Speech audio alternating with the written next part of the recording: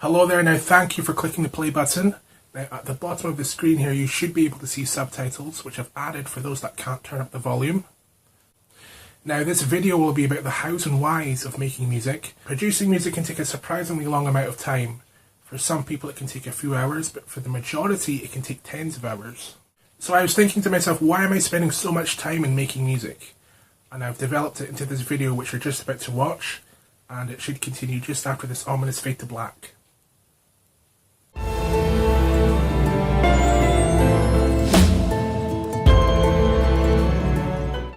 So firstly, a little bit about mindset. Now, in many ways, this is the most important aspect of making music, and for any creative endeavour, because it's amazingly easy to lose focus and ultimately not get your ideas out there in a presentable form. Which, in my opinion, can be tragic in a way, because there could be someone who could hear, see, or experience what you've created, and even if you don't think it's the greatest thing in the world, they might appreciate it, relate emotionally to it, and connect to your creative expression. But if you don't finish whatever it is and you don't put it out there, then that's not going to happen, because the song that you've written is sitting on your hard drive, or the book that you've written is sitting in a drawer in your desk, or the thing that you've created is sitting in the corner of your bedroom, and nobody will know about it. I was talking to a friend recently who mentioned taking martial arts classes, and she talked about how the mental disciplines that she was learning for this, these also fed into her daily life and helped her out with her day-to-day job. Now, it might be strange to imagine that these kind of mental disciplines feed into things such as music production, but this is definitely true for a lot of producers, especially for those who are making music completely by themselves and composing, mixing and mastering their own stuff. To do that is a relatively new thing in the history of making music, and even nowadays it's common to employ and collaborate with someone who's dedicated to just one of those aspects.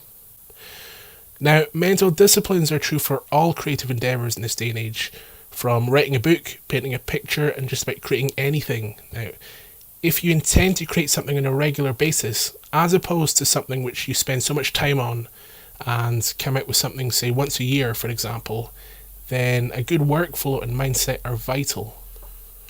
What's really common is to have a great idea, then you spend some time bringing it to fruition, but then you get into the mindset of thinking, well, this isn't quite good enough yet and I need to work more on it. And then as a result, you never consider it finished, and therefore it's never out there for people to digest and appreciate. One thing to keep in mind is that you can really think yourself out of anything if you think too much about it, which is why I quite admire folk who go outside their daily routine and pursue their passion.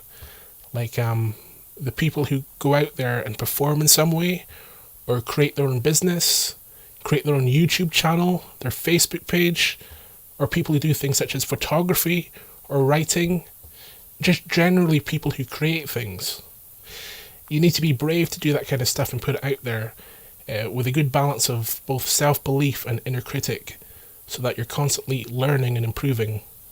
It's especially difficult if it's something that you consider quite important to you, or if you're not a particularly extrovert person, because then it can become daunting, and the more that you put it off, the more daunting it becomes. So why spend hours, days, years understanding music and creating it yourself? Well, I'd like to talk a wee bit about the motivations behind making music, or even the motivations behind spending time on any kind of creative or expressive pursuit. Perhaps if you're wanting to make music, you should ask yourself what's driving you, because a better understanding of why you're doing something should hopefully make you better at doing it. So I was thinking of how to condense my thoughts about this, and well, it's time for me to go a little deeper here, so bear with me, because I'm going to quote a film. Now, this film is Equilibrium, which, it's that film set in the future. It was a bit iffy in places, but it did have some fantastic scenes.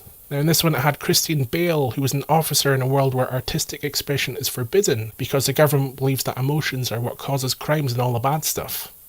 Anyways, he has an exchange with Emily Watson, and she asks him, "Let me ask you a question. Why are you alive?" Now, he's a little taken aback by the question, and he responds by saying that he lives so he can serve the society that he's living in. So then she asks him, "You exist to continue your existence. What's the point?" So then he asks, what's the point of her life? She responds by saying that the point of her existence is to feel. And she says that without love, without anger, without sorrow, breath is just a clock ticking.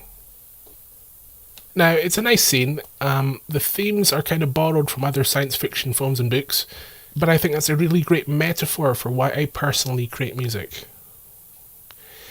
Because you've only got so much time on Earth. Now, I've written a whole load of sad songs, a few angry ones, not so many love ones yet, but I'm adding to my output each day, and it feels liberating to share those expressions to someone in the form of like an MP3 on your iPhone. So music for me is all about that connection that you have to, say, for example, that person who's listening to your creation on the bus. All it is a sound recording which conjures up images and emotions in the listener, and it takes them somewhere else for 4 minutes. To me, that connection that you make to another person is what life is all about.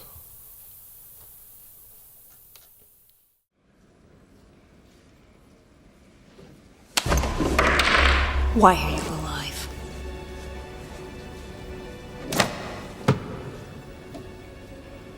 I'm alive.